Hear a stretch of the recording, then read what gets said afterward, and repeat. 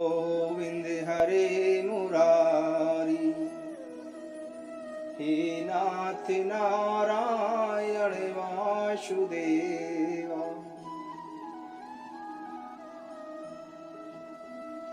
जब भगवान ने प्रहलाद को वर मांगने के लिए कहा,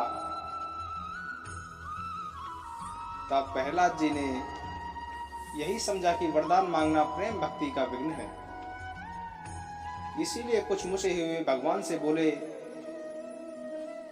प्रहलाद जी ने भगवान से कहा कि प्रभु, मैं जन्म से ही विषय भोगों में आसक्त हूं। अब मुझे इन वरों के द्वारा आप लुभाइए नहीं। मैं उन भोगों के संग से डरकर उनके द्वारा होने वाली तीव्र वेदना का अनुभव कर उनसे छूटने की अभिलाषा से ही आपकी शरण में आया हूं। भगवान, मुझ में भक्त के लक्षण हैं या नहीं, यह जानने के लिए आपने अपने भक्त को वरदान मांगने की और प्रेरित किया है। ये विषय भोग हृदय की गांठ को और भी मजबूत करने वाले तथा बार बार जन्म मृत्यु के चक्कर में डालने वाले हैं। ये जगत गुरु, परीक्षा के सिवा ऐसा कहने का और कोई कारण नहीं दिखता, क्योंकि आप परम दयालु हैं। अपने भक्त को भोगों में फंसाने वाला वर कैसे दे सकते हैं? आपसे जो सेवक अपनी कामनाएं पूर्ण करना चाहता है वह सेवक नहीं, वह तो लेन देन करने वाला सिर्फ बनिया है। जो स्वामी से अपनी कामनाओं की पूर्ति चाहता है वह सेवक नहीं है, और जो सेवक से सेवा कराने के लिए, उसका स्वामी बनने के लिए उसकी कामनाएं पूर्ण करता है वह स्वामी नहीं। मैं आपका निष्काम सेवक हूं और आप मेरे निरपेक्ष स्वामी हैं। जैसे राजा और उसके सेवकों का प्रयोजनवश स्वामी सेवक का संबंध रहता है, वैसा तो मेरा और आपका संबंध है ही नहीं। यदि आप मुझे मुंह मांगा वर देना चाहते हैं तो यह वर दीजिए कि मेरे हृदय में कभी किसी कामना का बीज अंकुरित न हो। हृदय में किसी भी कामना के उदय होते ही इंद्रिय, मन, प्राण, देह, धर्म, धैर्य, बुद्धि, लज्जा, श्री, तेज, स्मृति और सत्य, ये सब के सब नष्ट हो जाते हैं। ये कमलनयन, जिस समय मनुष्य अपने मन में रहने वाली कामनाओं का परित्याग कर देता है, उसी समय वह भगवत स्वरूप को प्राप्त कर लेता है। भगवान, आपको नमस्कार है। आप सबके हृदय में विराजमान स्वयं परम ब्रह्म परमात्मा है। अद्भुत नरसिंह रूपधारी श्री हरि के चरणों में मैं बार बार प्रणाम करता हूं।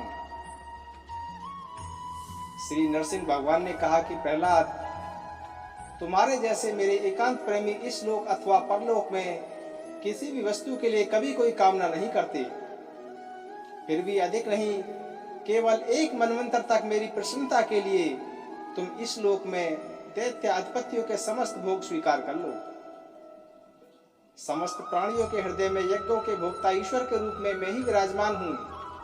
तुम अपने हृदय में मुझे देखते रहना और मेरी लीलाएं कथाएं जो तुम्हें अत्यंत प्रिय हैं सुनते रहना। समस्त कर्मों के द्वारा मेरी ही आराधना करना और इस प्रकार अपने प्रारब्ध कर्म का क्षय कर देना। भोग के द्वारा पुण्य कर्मों के फल और निष्काम पुण्य कर्मों के द्वारा पाप का नाश करते हुए समय पर शरीर का त्याग करके समस्त बंधनों से मुक्त होकर तुम मेरे पास आ जाओगे।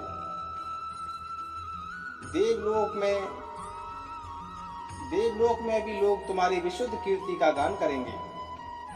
तुम्हारे द्वारा की हुई मेरी इस स्तुति का जो मनुष्य कीर्तन करेगा और साथ ही मेरा और तुम्हारा स्मरण भी करेगा, वह समय पर कर्मों के बंधन से मुक्त हो जाएगा।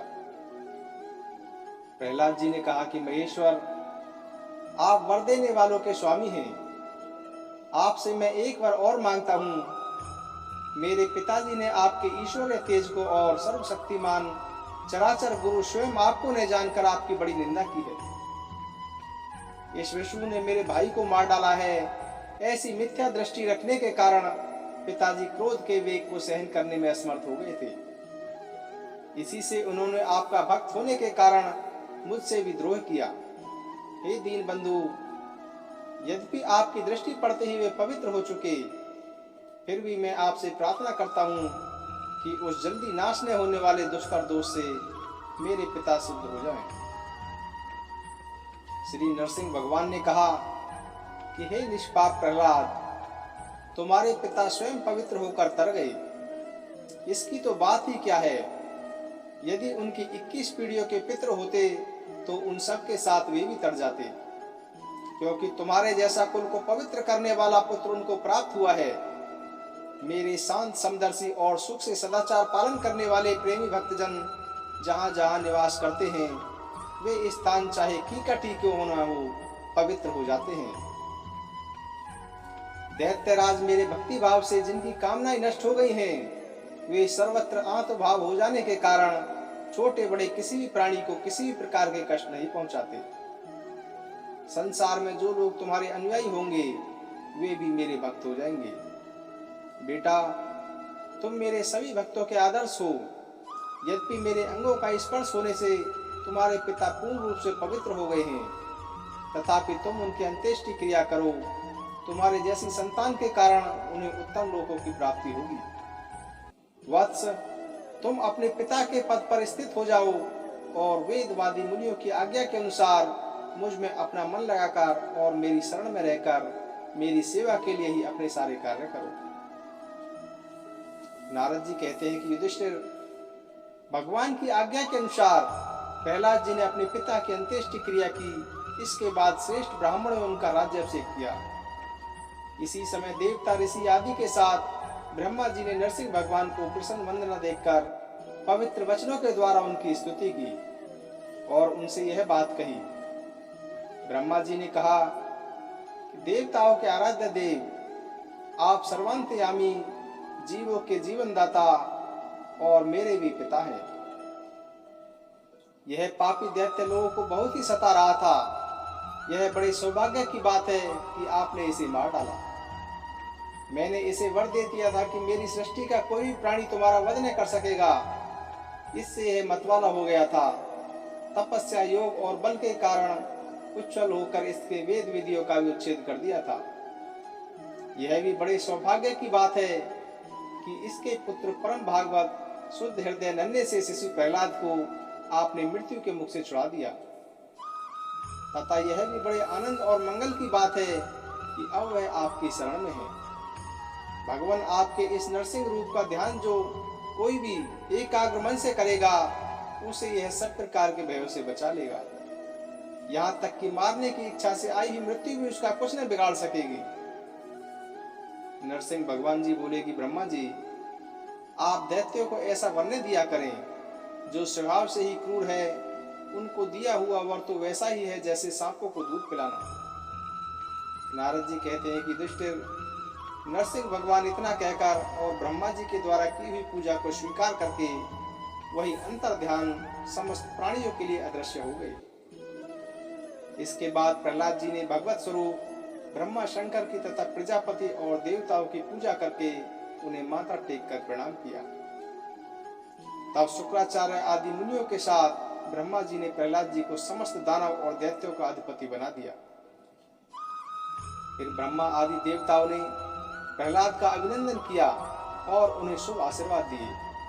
प्रहलाद जी ने भी यथा योग्य सबका सत्कार किया और वे लोग अपने अपने लोगों को चले गए। युधिष्ठिर, इस प्रकार भगवान के वे दोनों पार्षद जय और विजय दिति के पुत्र दैत्य हुए थे। वे भगवान से वैर भाव रखते थे। उनके हृदय में रहने वाले भगवान ने उनका उद्धार करने के लिए उन्हें मार डाला। ऋषियों के शाप के कारण उनकी मुक्ति नहीं हुई। वे फिर से कुंभकर्ण और रावण के रूप में राक्षस हुए। उस समय भगवान श्री राम के पराक्रम से उनका अंत हुआ। युद्ध में भगवान राम के बाणों से उनका कलेजा फट गया। वहीं पड़े पड़े पूर्व जन्म की भांति भगवान का स्मरण करते करते उन्होंने अपने शरीर छोड़े। वे ही अब इस युग में शिशुपाल और दंतवक्त्र के रूप में पैदा हुए हैं। भगवान के प्रति वैर भाव होने के कारण तुम्हारे सामने ही वे उनमें समा गए। युधिष्ठिर, श्री कृष्ण से शत्रुता रखने वाले सभी राजा अंत समय में श्री कृष्ण के स्मरण से दृढ़ होकर अपने पूर्वगत पापों से सदा के लिए मुक्त हो गए। जैसे भृंगी के द्वारा पकड़ा हुआ कीड़ा वैसे ही उसका स्वरूप प्राप्त कर लेता है। जिस प्रकार भगवान के प्यारे भक्त अपनी भेदभाव रहित अनन्य भक्ति के द्वारा भगवत स्वरूप को प्राप्त कर लेते हैं, वैसे ही शिशुपाल आदि नरपति भी भगवान के वैर भाव जनित अनन्य चिंतन से भगवान के सारूप को प्राप्त होंगे। युधिष्ठिर, तुमने मुझसे पूछा था कि भगवान से द्वेष करने वाले शिशुपाल आदि को उनके सारूप्य की प्राप्ति कैसे हुई। उसका उत्तर मैंने तुम्हें दे दिया। ब्राह्मण्य देव परमात्मा श्री कृष्ण का यह परम पवित्र चरित्र है। इसमें हिरण्याक्ष और हिरण्यकश्यप इन दोनों दैत्यों के वध का वर्णन है। इस प्रसंग में भगवान के परम भक्त प्रहलाद का चरित्र भक्ति, ज्ञान, वैराग्य एवं संसार की सृष्टि, स्थिति और प्रलय के स्वामी श्री हरि के यथार्थ स्वरूप तथा उनके दिव्य गुण एवं लीलाओं का वर्णन है, जिसके द्वारा भगवान की प्राप्ति होती है। उस भागवत धर्म का भी वर्णन है। भगवान के पराक्रम से पूर्ण इस पवित्र व्याख्यान को जो कोई भी पुरुष श्रद्धा से कीर्तन करता है और सुनता है, वह कर्म बंधन से मुक्त हो जाता है। श्री कृष्ण गोविंद हरे मुरारी, दीनानाथ नारायण वासुदेव।